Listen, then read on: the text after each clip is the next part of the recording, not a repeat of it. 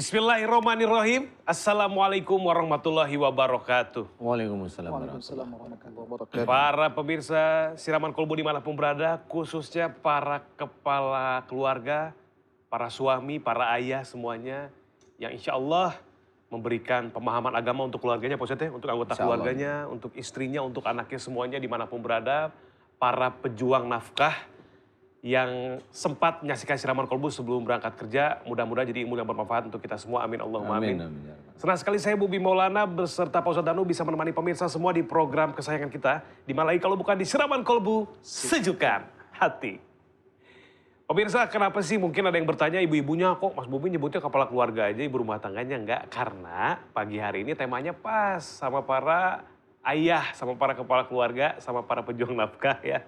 Temanya adalah suami yang mengayomi. Wah ini Masya Allah, manfaat sekali khususnya buat saya nih Pak Ustadz sebagai seorang suami. Pak Ustadz silakan tausiahnya, suami yang mengayomi.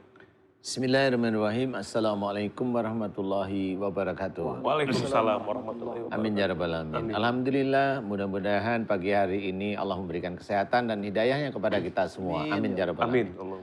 Tema kita bagus, yaitu suami yang mengayomi. Sebagaimana diceritakan, Arijalu qawwamuna 'alan nisa. Laki-laki adalah pemimpin dari wanita. Laki-laki seorang imam memimpin istrinya dan anak-anaknya. Kita harus memahami, memimpin itu bukan dengan kekerasan, memimpin itu dengan keteduhan. Kalau anak buahnya yang salah, berikan keteduhan untuk anak buahnya yang salah. Berikan nasihat. Islam ini rahmatan lil alamin. Jadi harus memberikan benar-benar keteduhan di setiap sisinya. Kalau seseorang sebagai seorang pemimpin, dia tidak mampu memberikan keteduhan, dia akan dipertanggungjawabkan nantinya di akhirat.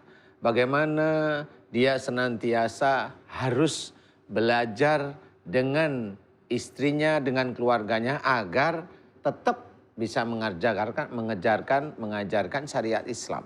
Ya. Ku anfusakum wa ahlikum naro. Jagalah dirimu dan keluargamu dari api neraka. Ini penjabaran yang lebih komplit dari tadi, ya. Kita harus menjaga diri kita dari api neraka. Api neraka itu yang bagaimana? Nah, api neraka itu iman. Kita harus jaga iman pada Allah, iman kepada malaikat, iman kepada Rasul, iman kepada kitabullah, iman kepada takdir, iman kepada hari kiamat. Itu iman, ya.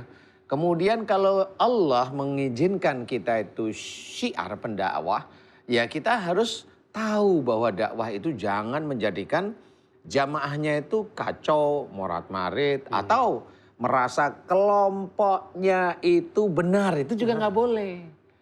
Karena dalam Quran diceritakan kalau kelompoknya merasa benar, dalam surat Ar-Rum ayat 31-32 itu diceritakan bahwa kelompok itu musyrik. Sudah dikatakan oleh Allah Ta'ala. Di saat merasa paling benar itu. Merasa paling benar kelompoknya itu musyrik itu langsung. musyrik. Oh. Kalau sudah musyrik pasti masuk neraka. Karena dia lupa kalau dia itu harus mohon ampun kepada Allah Ta'ala. Pasti lupa.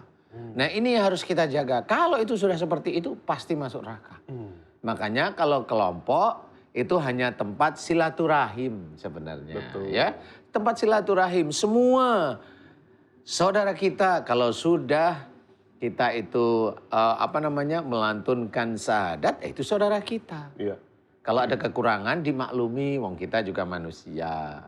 Kalau ada saudara kita yang salah ya dimaklumi kalau di depan umum, jangan dipermalukan. Ya harus seperti itu. Inilah orang-orang yang menjaga keluarga itu dari dia dengan istrinya. Kemudian keluarga itu bisa dengan saudaranya Islam, Muslim semuanya itu saudara. Ini keluarga ini juga. Jangan membuka aib, kalau membuka aib sama dia akan memasukkan dirinya ke dalam api neraka. Mari kita jaga beneran keluarga ini bisa kecil, yaitu kita dengan istri dan keluarga kita. Menjadi lebih besar, keluarga itu satu iman. Jangan sampai kita menyalahkan akidah saudara kita. Kalau ada perbedaan itu wajar. Tetapi kalau menyalahkan akidah, dia insya Allah dosa di hadapan Allah Ta'ala. Apalagi dia tidak mau mengakui bahwa itu saudaranya. Dia dosa. Sama seperti setan tidak mau mengakui Adam ciptaan Allah, tidak mau sujud, itu akan masuk neraka. Mudah-mudahan ini bisa menjadi gambaran Amin. bisa menjadi manfaat bagi kita. Bagaimana kita itu belajar rahmatan lil alamin. Wallahu a'lam. Wallahu a'lam. Subhanallah. Terima kasih Pak Ustadz tausiahnya.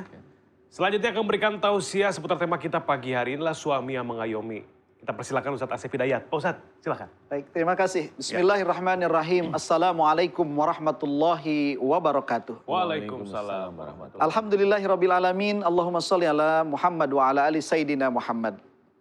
Allah berfirman di dalam Al-Quran, A'udzubillahi minasyaitonirrajim, wa min ayatihi an khalaqalakum min anfusikum ajwaja litaskunu ilaiha, wa ja'ala bainakum mawaddata wa rahmah, inna fi dzalika laayatil liqaumi yatafakkarun. Ini adalah ayat yang menceritakan tentang Allah menciptakan berpasang-pasangan, tujuannya adalah supaya mawaddah warahmah. Saya percaya seluruh para pemirsa dan semua yang ada di ruangan ini menginginkan rumah tangga yang baik. Suami menginginkan istri yang Baik. solehah. Soleha. Ya. Istri menginginkan suami yang Soleh. soleh. Tentu seperti itu. Salah satu yang diinginkan oleh kita dalam keluarga, terutama istri, adalah memiliki suami yang mengayomi. Maka paling tidak ada 3 hal yang harus kita miliki kalau kita ingin menjadi seorang suami yang mampu mengayomi. Yang pertama, sebagai suami harus pintar secara intelektual. Ilmu rumah tangga harus punya. Ilmu mencari uang harus punya. Ilmu ngebohong jangan. Ya. Jadi secara intelektual seorang suami harus pintar. Jadi jangan sampai seorang suami derajatnya di rumah tangga dilemahkan, direndahkan oleh sang istri. Terutama ilmu tentang rumah tangga. Yang kedua, seorang suami agar bisa mengayomi harus punya kepandaian mengatur emosional. Walaupun ini sangat berat sebetulnya. Bagaimana mengatur ketika istri dalam keadaan yang mohon maaf tensinya mungkin lagi naik karena akhir bulan, kan seperti itu. Betul nggak Mas Bobi? Kadang-kadang akhir bulan, awal bulan itu beda.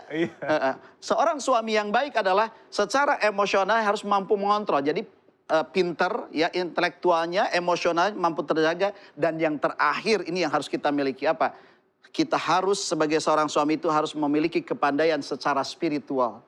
Apa spiritualnya? Mampu mengarahkan kemana keluarga ini akan dibawa. Tadi Ustaz Danu mengatakan, ku anfusakum wa ahlikum naro. Ini adalah nasihat ataupun pemberian dari Allah. Ingatkan kepada Allah, mengingatkan kepada kita bahwa keluarga kita ini bukan hanya dunia, tapi harus mampu menyelamatkan sampai di akhirat dari neraka. Ini yang paling berat bagi seorang suami. Maka tidak cukup kalau ingin menjadi seorang suami yang mengayomi itu, intelektualnya pintar, nggak cukup. Emosionalnya mampu merasakan perasaan hati istri, nggak cukup. Tapi yang paling hebat adalah ketika suami mampu mengarahkan kemana rumah tangga akan dibawa.